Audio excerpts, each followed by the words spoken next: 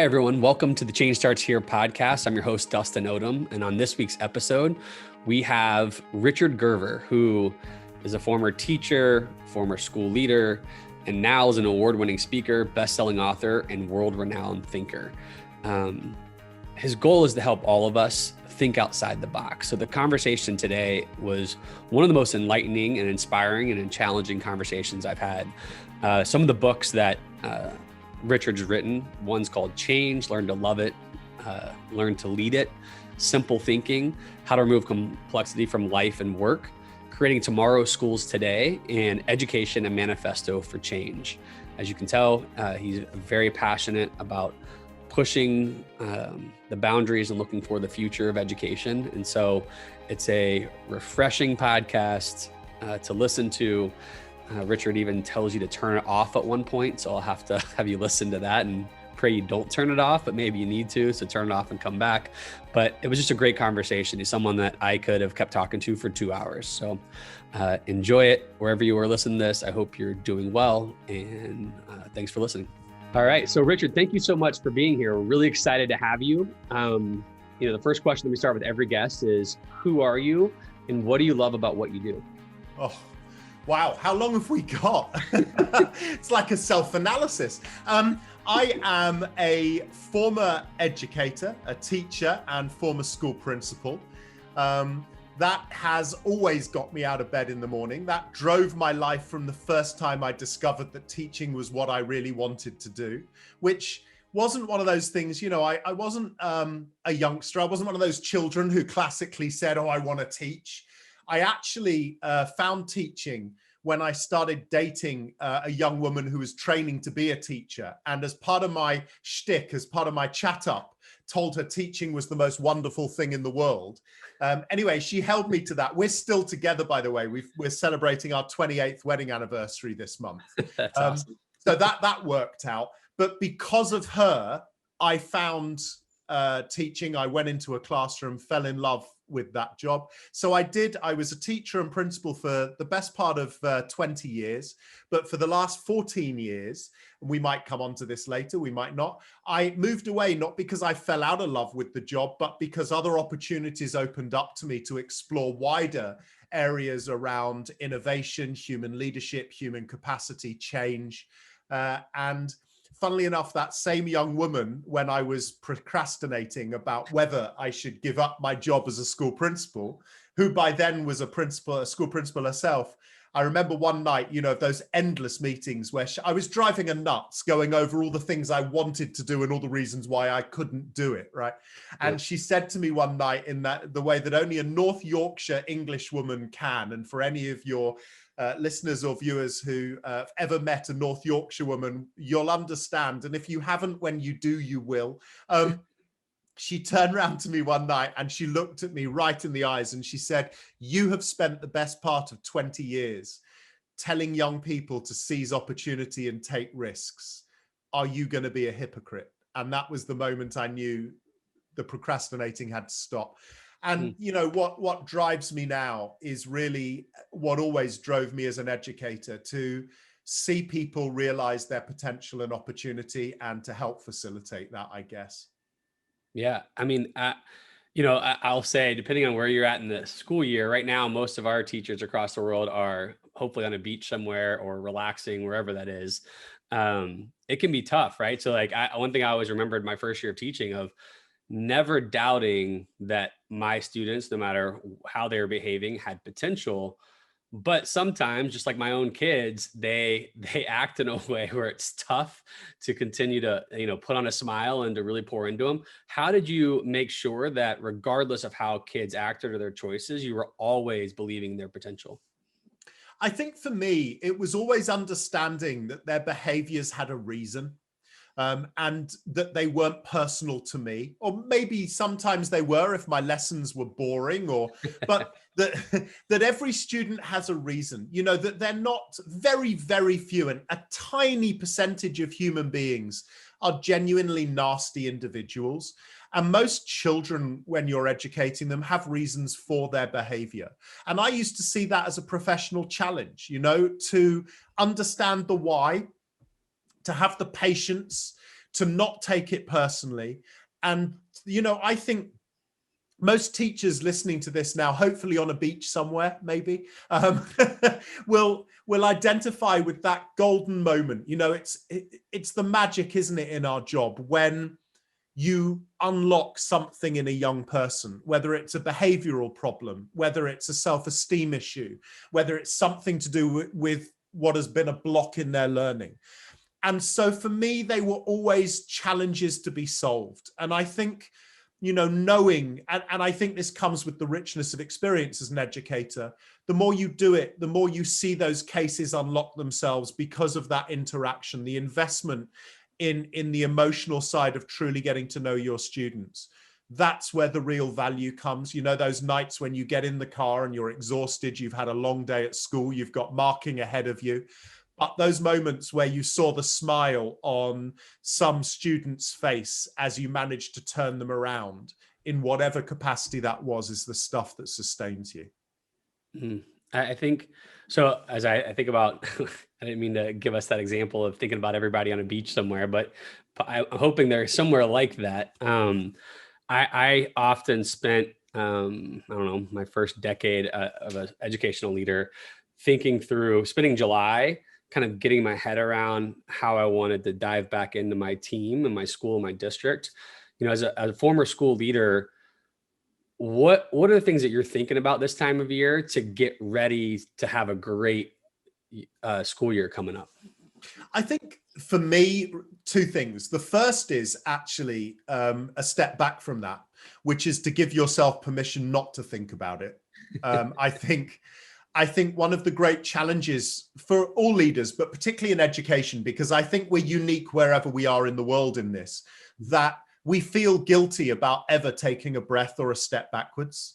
And I have worked with hundreds of school leaders around the world who feel that way, that even by having a night out or a glass of wine or, you know, a couple of days doing something away from the job, they just feel horrifically guilty. And I think one of the things that's really important to appreciate as a leader is that time you have to recharge, to step away, isn't wasted time. It's not time where you should be caring and should be busy. It's actually the time that you're putting stuff into the bank that helps you through the challenges of the next year as a leader. So the first thing actually is to not feel guilty about switching off. I think that's hugely important. And frankly, I know this won't be good for our podcast, but if you're listening to this now and you are on a beach or somewhere similar, turn me off right now.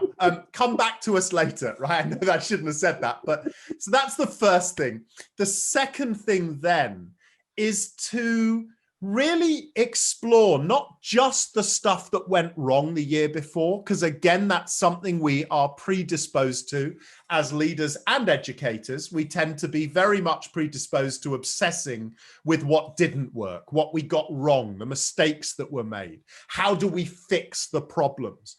And whilst there's always an important element of that in our strategic thinking, projecting forwards, we also have to spend more time celebrating what worked, because actually one of the cycles you see too often in education is we jettison good stuff because it didn't make a big enough noise in our world, and we just keep restructuring, replanning and redesigning everything without actually taking heed of the stuff that was magical and the stuff that worked. So as well as believing your job is always to solve the problems of the stuff that isn't, remember the other part of your job is to make sure you find, celebrate and hold on to the stuff that does. So I would be making sure I was doing both of those things in equity in preparation for the new school year. Well, even though we've lost all our listeners at this point, I love your first point. Both my wife and I have been educators for a long time, and the hardest part for her has always been to turn it off. And it's not because she thinks she's so important. It's just the fact that we're so passionate about the work that it's just hard to turn off, and there is a lot of guilt for it. And so I appreciate you challenging school leaders to take that time for themselves. And I'm going to take it another step. As we come back into a school year, if I'm a school leader who's not traditionally done that, and I've always had this burden of guilt, I want to start owning that and getting rid of that on myself. but I also want to create an environment at my school where my teachers are shedding that burden. What are some strategies that you talk about that help schools with that? That is such a significant point, Dustin. It's so vital, isn't it, as a leader, that we have to be role models in every aspect of our job. I remember when I was an assistant principal, car sharing with the person that was the principal. We were good friends, and we were also environmentally aware before environmental awareness became a thing. And we car shared because we lived quite close to each other. And he had this philosophy as a principal that he had to be the first person into the building and the last person out of the building, which, if we hadn't been car sharing, I would have accepted and gone, fair enough, you're the principal, you live your best life. But what used to happen was this: the teachers and staff in the school would feel it was their responsibility to constantly show their principal how much they cared. And one of the ways they did that was wanting to show how many hours they were putting in to their job. And so we'd end up in some kind of Western standoff where we would both be sat in his office waiting for classroom lights to go out, right? Because his view was, I can't leave before my and teachers were in their classrooms looking at the principal's office light, waiting for the light there to go out so they didn't think they were leaving before their principal. And as a result, some nights we didn't get home till 10 p.m., right? Now, that's an absurdity. And I suppose it's a very extreme example of what I'm talking about here. We have to set the standard, both of excellence, of course, and all of those things, but also to make sure that we realize this absurdist model that how many hours you put in proves how much you care has to go. It's a very old school industrial idea that came from Taylorism and industrial thinking. This idea that the more hours you put in, the more efficient you are, the more productive you become, the more profit you make, the more successful you are. And so you create this spiral. To realize that actually, I want teachers who are fired up, who are rested, who have got loads of energy, so that when they hit the dance floor, if you like, they can dance with the best of them.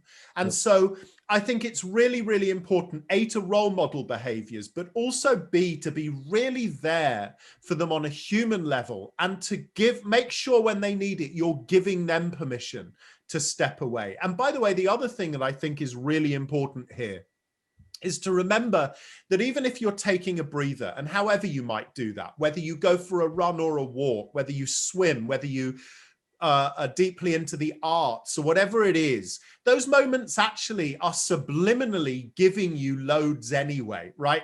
Some of the best ideas I've ever had as a teacher and then as a principal came when I wasn't doing my job, if that makes sense. And I think it's really important, again, both to value those experiences for those reasons, but also to promote them amongst your colleagues. That reading a book that's got nothing to do with education, going to a movie, watching some trashy box set, right? Going for a run, whatever it is, weirdly, those experiences will actually improve your performance and creative thought as an educator rather than diminish them. Yeah, to your point, you got to be able to turn off, right? So that you can turn on bright when the time comes.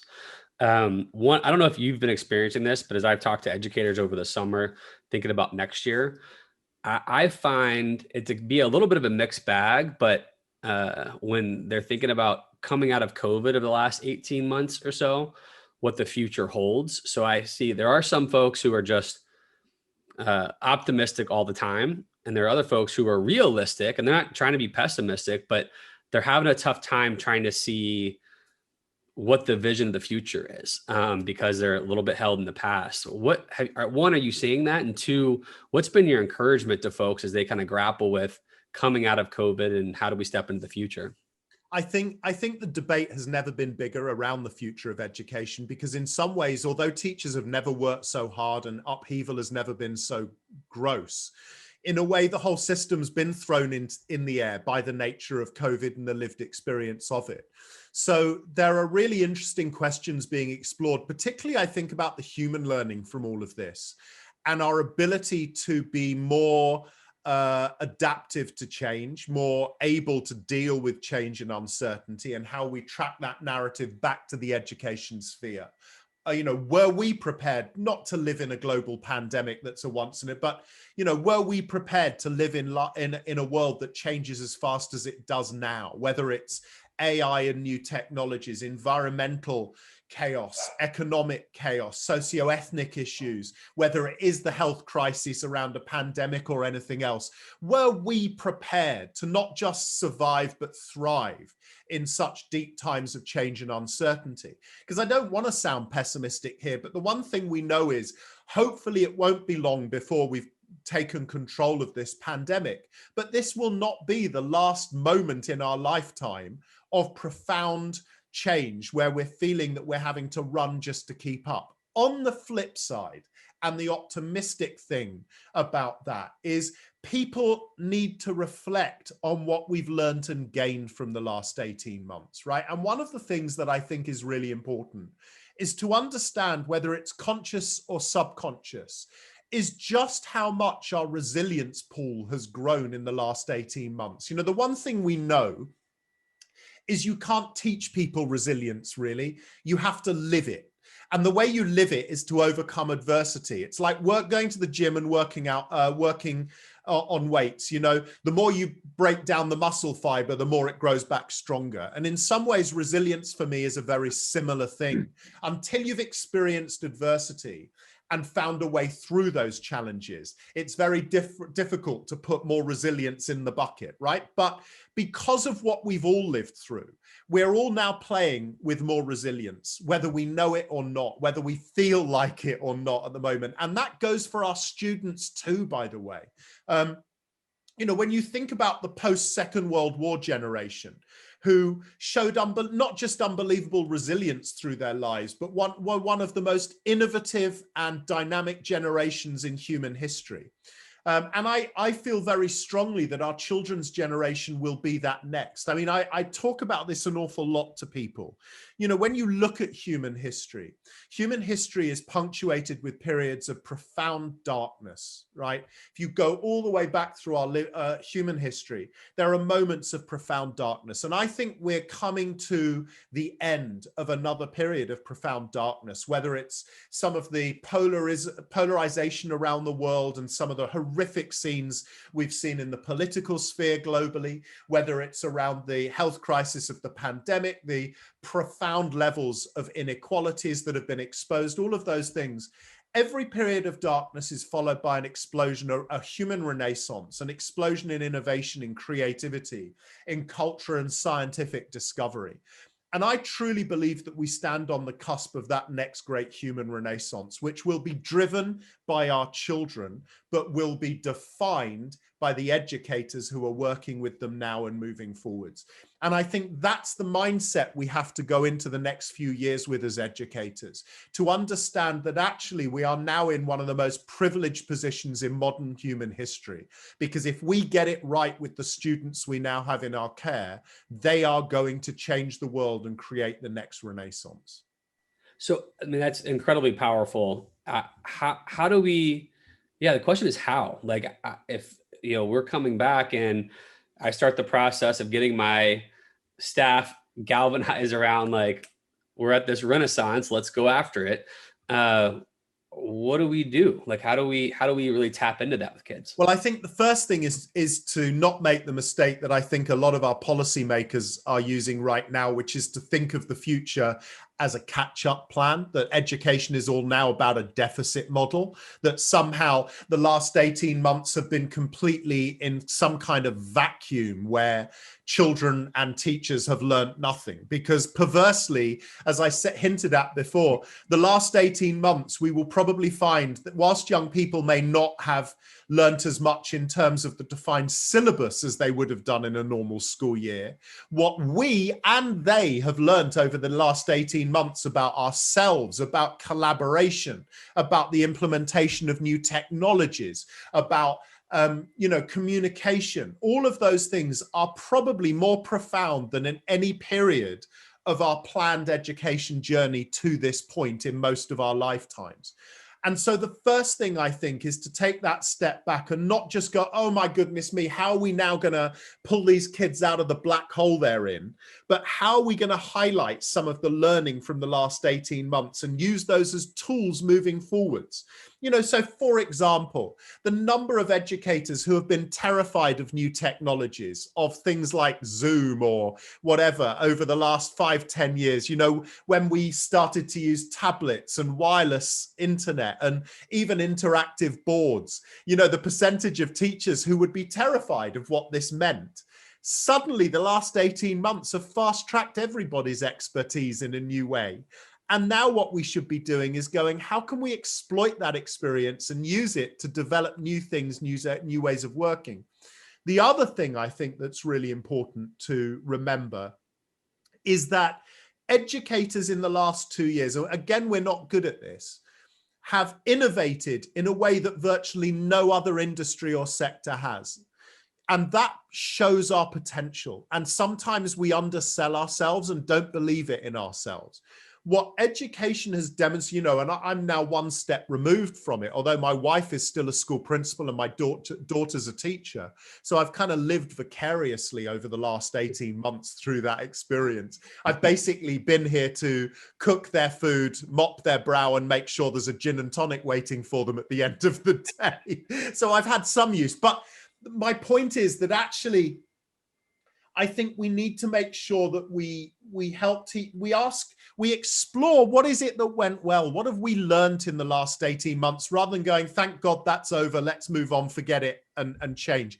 We really need to step back and start to identify the things we've learned, the things we've achieved, the things we've done, because that'll help inform that process moving forwards. But I think more than anything, what it's highlighted to us is if we and our children, and again, I've hinted at it, are to do more than survive in the future, we have to put human behaviors, soft skills, I hate the phrase, at the very heart of what we're doing, because what the last 18 months have evidenced more than anything else is it's how we learn to collaborate, problem solve, communicate. These are the qualities that have got us through that period in time. And it's what will define and drive us moving forwards. So when you say that, you probably saw me smile right at the beginning, because I was thinking, I was blessed with an opportunity to study at UNO College back in the day. And I was thinking about going to pursue a graduate degree there. So the dean and I spent a morning together just talking it through. And I'll never forget the one thing he said to me is, he encouraged me because he loved talking, because hopefully it's enjoyable to talk to me, I guess. That's my job now. So just say yes. But he said, he goes, honestly, Dustin, the students who thrive the most here are the ones who could climb to the top of the tower, have all of their books, and just sit there and read and write. And to me, I'm like, well, where does that come from? And when you're talking about the power of soft skills, I have to assume there's a whole educated elite that are not really excited about some of your ideas. What's the pushback you get commonly, and how do you engage with them to the debate there? Sure. I mean, I think there are two things, right? I think one of the things I understand, and by the way, I don't enter into this us and them stuff. I think we have to find common ground. I think there are too many people who are engineering conflict in and around education, which almost has created the paralysis that has really led to a stagnation over the last 40 or 50 years of meaningful, constructive debate. Because the one thing I do believe is, whether I agree with those people or not, they care as passionately as I do about the young people we educate. And I think we have to come from that position. Again, it's something in some ways society is learning the hard way right now around the deliberate divisiveness around larger political debate and societal conversation. We have far more in common than divides us. And I don't just think that's a snappy phrase. And I think that's particularly true in education. What I would say is that I think we have to understand there are two parallel conversations going on here. On the one level, if the future of education is purely about the acquisition of qualifications, of certificates, of letters after your name, then they're absolutely right. That high-end, high-intensity academia is absolutely the way forward. And if it continues to be the way that, we give people keys to the kingdom, then we have to make sure that those things are covered off properly in any education conversation. I think the issue for me is that we have spent too long just focusing on those things because that's where the locus of top-down pressure is. And as a result, every conversation about potential innovation stops being a conversation about innovation and evolution and becomes one about efficiency. So what you hear from very traditional viewpoints is the argument of, but what we've got to do is get more kids qualified. If we're going to have equity in our system, we've got to get more kids through graduation. We've got to get more kids through college. We've got to get more kids through and I get the argument, but in a way, they're still blinkered by believing the model's a factory model, rather than saying, actually, we need to think more expansively now. And I think that debate is taking a larger place in life. And sometimes it's just about us highlighting that. So, for example, some of the world's largest graduate employers, like PwC or Ernst & Young, some of the real blue chip kind of high aspiration academic organizations, if you like, are now saying, hold on, we don't need you to be a graduate anymore. And actually, we're going to start recruiting people who are 18, 19 years of age, because what we need now are the soft skills that college doesn't teach you. We can train you in the technical skills in about 6 months for a lot cheaper than it costs for you to go to college. What we can't do is pull back those creative skills we need, the innovation, the collaboration, the team working, the problem solving. And so there's a bigger, wider debate being had that isn't just inside the education sector. And one of the things that I think I've learned, one of the privileges I've had over the last 14 or so years since I left the front line of education and having worked with some of these incredible organizations, is to gain that bigger perspective of the challenge. And actually the job now is to broaden our narrative by broadening our experience. So one of the things we need to do is need to get educators out more. We need to find ways through their professional development of giving them the opportunities to spend time in organizations and sectors that very few of them will have had the opportunity to have experience of. So they themselves can start to build a broader, wider, more dynamic narrative. And if we can do that, hopefully we can broaden the debate. We can make it far more constructive, far more developmental, and far more one that is not wedded on how do we make the system more efficient, but how do we create a system that is more effective for our young people and the challenges they face in the future. At the start of your answer, you did a good job of exposing even a hidden bias I may have had, where I just said the education elite and you. I was doing us versus them, and from our conversation earlier that is very far from what I mean. Oh, absolutely. Which is great to bring up, and so that just showed me how ingrained it is in all of us.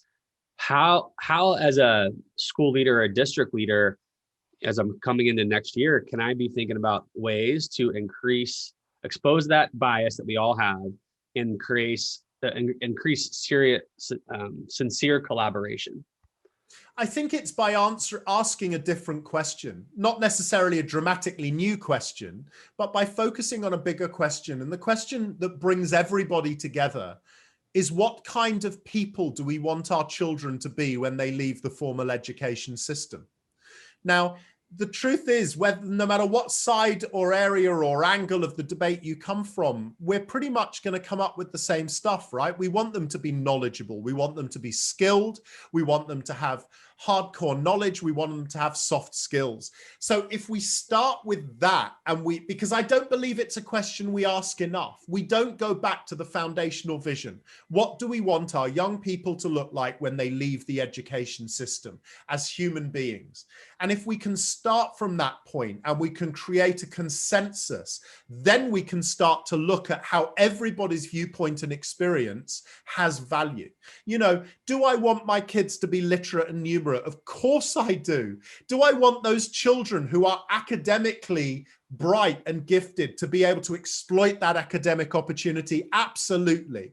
Do I want the surgeon who one day will operate on me, whether it's brain surgery, heart surgery, or a major kind of surgery, to say, oh, by the way, I was passionate about medicine, but I spent most of my time in education just doing collaborative tasks and lots of art and creativity, as they're about to give me the gas to put me under. No, I don't. I want to know that person has got deep understanding of academic pursuit, of real profound depth of knowledge.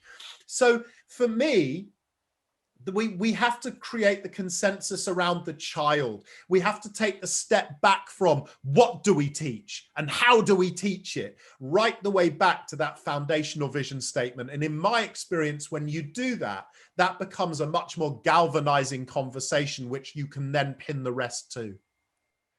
I think one of the challenges, so I'm all in. You could probably feel an amen corner from any of the folks that are listening right now. I find a challenge, at least in the States, is when you say, let's focus as an educator. I'm coming back into the year. I'm ready to dive into what my kids learned, and we're gonna galvanize around that, as opposed to assume they learn nothing. The challenge is that so much of our funding and success is determined on how our students are performing on those state assessments. And if they've not got the traditional, numeracy or whatever they needed to be ready for this year, then I feel like I've got to focus all my energies on that. How do you encourage educators to find that balance? Because what you were saying, I think, resonates in the heart of almost every educator. And so how can we do both? I think, this is a really important issue. And I think what we have to do is think about trust more. Teachers are under huge pressure. School administrators and leaders are under huge pressure. And sometimes we feel the only way to get those outcomes is to create factory models where we just push and push and push. Now, I speak here from experience rather than an ideological point of view. And just to give listeners an understanding, today we're not going to talk about the story in detail, but when I took over the school, I took over as principal and it was failing because its academic results were on the floor. And frankly, if I hadn't have helped my community get those academic results up, they were going to close the school down. So this isn't a game, an ideological game. And actually, one of the things that we evidenced through our practice was, if you create a really persuasive and dynamic learning environment, the students will jump through those hoops as well, if not better, than if you didn't. The problem is sometimes we don't trust ourselves or our students enough. And so we focus on these very narrow catch-up programs or academic strategies. And this is my point, really. It's not an either-or experience, right? It's an everything. It's the more rounded the experience, the more we develop those children as problem solvers, as collaborators, as risk takers, as innovators, the more they're actually able to engage in the syllabus and curriculum we need them to engage in. And so at my school, our academic results doubled in 18 months, not because we force-fed a crash diet, but because actually we focused on developing the whole child, and we kept coming back to the question of how do we make the knowledge we need them to have more exciting, more dynamic, more relevant, and more contextual.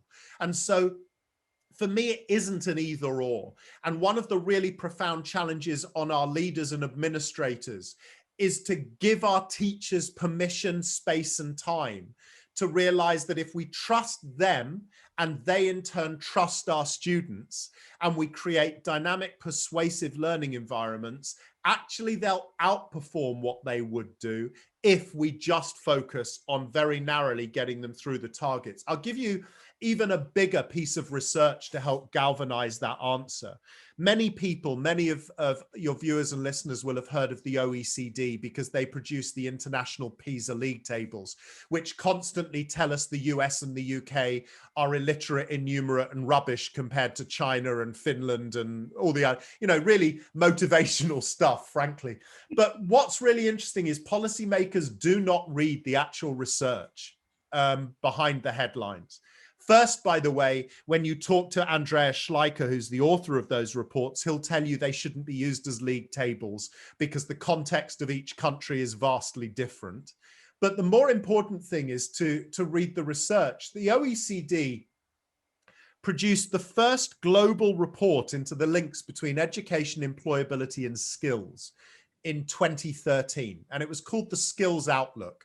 And people can find it and download it for free off the internet if they want to. Now, the reason I share this rambling response with you, Dustin, is because the first executive headline finding from that report was really staggering. The first executive headline, and the research carried out, spoke to education jurisdictions around the world. It spoke to future employers. It was vast. The first headline was, the countries where the education systems focus almost entirely on the acquisition of formal qualifications are the countries where young people will find it increasingly challenging to find work. Because in those jurisdictions, the systems are forced to focus on preparing kids to take tests and exams at the expense of real learning, development of knowledge and skills. That was back in 2013. So yet again, the thing for me is around trust and faith. You know, the most high-performing education systems in the world outside of, if you like, the hot housing in Asia are in Finland. And what's the one secret to the Finnish success? 15 years ago, they created a culture where teachers became the most high status profession in the country, where teachers are trusted not just in terms of their jobs, but politicians and policymakers stay out of their way, and they say, we want the profession to design the future of education and we will hold it to account, but we won't define it. And I think we have to work harder to get to that kind of level. And sorry for this, I hope this is all right. My final point around this is in the UK every year, and it'll be similar in the US, I'm sure there are similar surveys. Ipsos Mori, one of the big polling research organizations globally, produced something called the Veracity Index, where they talk to the general public about which are the most and least trusted professionals in your sphere. And then they publish the findings. And they talk to, I think the samples around 100 to 150,000 members of the public. Every single year since the Veracity Index began, which is now 15 years ago, teachers have come second only to nurses and doctors, right? Actually, in the pandemic, one other group has now crashed it in the UK, and those are pharmacists, but in a way, they're still medics, right? So teachers have always come second, just so that people know. Politicians always rank in the bottom three alongside members of the journalistic profession. So the people who bash us are the ones and make us feel bad are down here. And my point about that is this also. We need to galvanize our trust and self-confidence in ourselves, because we as a profession are second only to medics in terms of high trust. And my guess is the same thing will be the case in the US. And we have to be better at using that trust to define what we know to be right for our young people.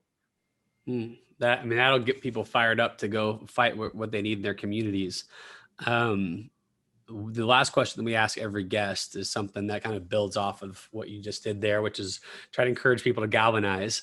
When you think about the advice that you've been giving lately, or things that you've been learning and listening to lately, what's the best piece of advice that you have for a leader who's working on themselves right now and working to create change?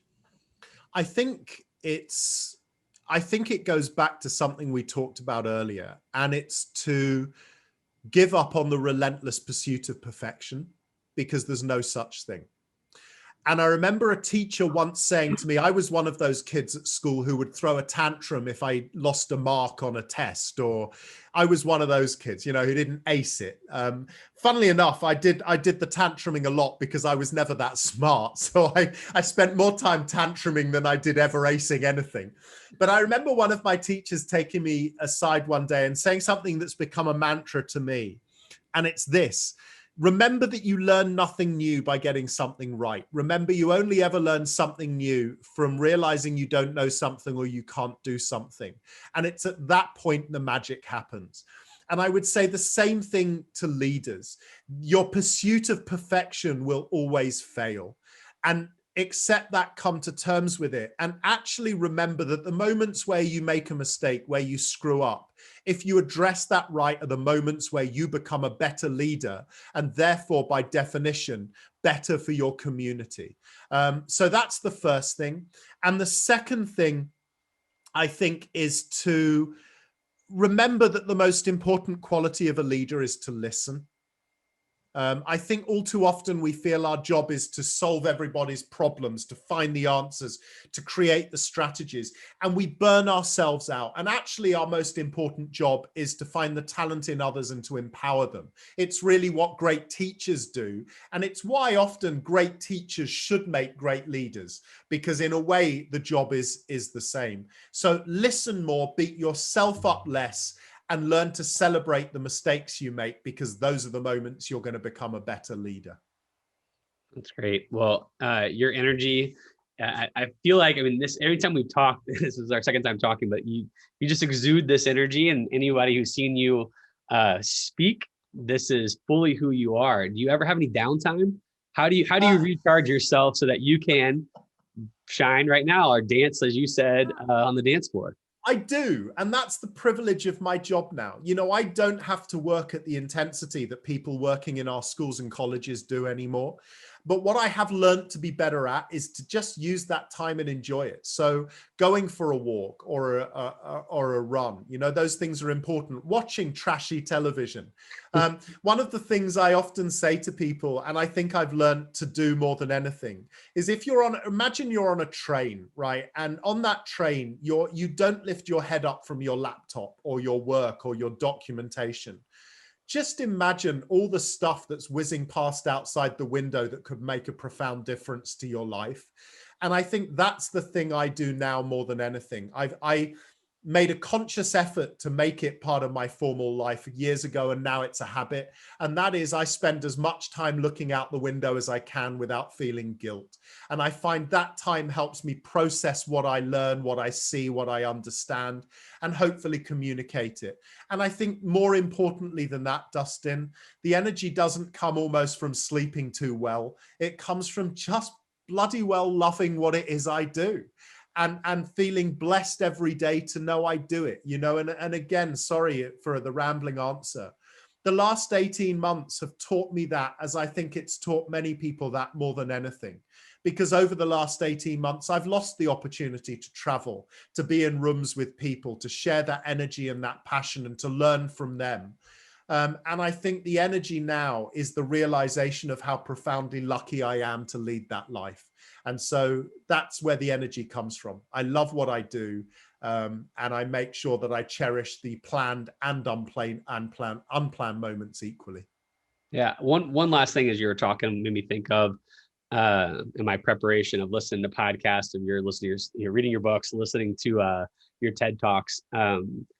You talk about the power of saying yes or showing up. I'm trying to figure out, I may be taking it one way or the other, but it was really convicting to me, because basically what I kind of gleaned, and so I want you to correct anything I misunderstood, but was, you know, if someone invites me somewhere and I can make it happen, show up. A lot of times, especially after COVID, you're like, well, I probably shouldn't. I'm with kids, like, especially as a dad of like 3 young kids, I got all the excuses in the world to not. Share with me kind of that lesson that you learned, and Wow. something that could be great for others. Yeah, I mean, I think the power of connection is so incredibly important. And I think all too often we almost pre-decide who's going to be, pardon me, of use and who isn't. It kind of goes back to the pressure we put on ourselves about being efficient. So often we cut off the opportunities to meet people, to network with people, because we think, oh, I can't see the relevance. I can't see the value. My great friend and mentor, who sadly left us last year, Sir Ken Robinson, who taught me so much about who I was and how to live my life. People said to me after he died about his legacy and how are you going to carry his legacy forward? And there are 1,000,001 things I could have done. But I think for me, I remember one of the first times Ken invited me to a meeting. Ken had this incredible power because of who he was and who he knew to bring people from disparate backgrounds together and allow the magic to happen, right? He was like an alchemist. He would bring people together and just sit back and watch the flow. And he'd bring people together from diverse and different backgrounds, situations, geographies, right? And people who should never normally be in a room together. So an advertising executive with somebody who works for an airline, with a teacher, with somebody who designs shop fronts, with a dancer, and put them in a room and just see what happened, right? And magic happened. And I remember Ken's face at those sorts of dinners where he would just sit back and smile because he knew he'd been the catalyst for the alchemy. And I think that we don't all have a Ken, and sadly, nor do I anymore, but that lesson about never pre-censuring people, making sure you're open to meeting anybody, wherever they are, whatever they do, because you will always learn something from that experience. And I think that to me is the most powerful lesson in life. We're in education, right? Our job is to be champions of learning. And you don't just learn from being with the same people in the same environment in the same setting every day. So that's why I try never to say no and say yes to hooking up or meeting with anybody I can any time, because you never know what you're going to learn and from when and from who and where.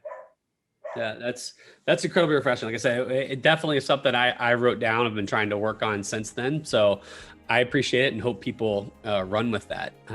Thank you for your time today. I know it's busy. I'm sure your dog is ready to get some more treats. It's not been as bad as you probably think it is, but I figured I would just tease you as we get off. But this was awesome. Even better than my wildest imagination, which definitely went wild knowing I get to talk to you. So thank you for being here with us today. And maybe at some point, if you're not too busy, we could have you back on. Dustin, honestly, it's been an honor and a privilege. Thank you so, so much. And I would love to come back on. So until we meet again, thank you. I appreciate it.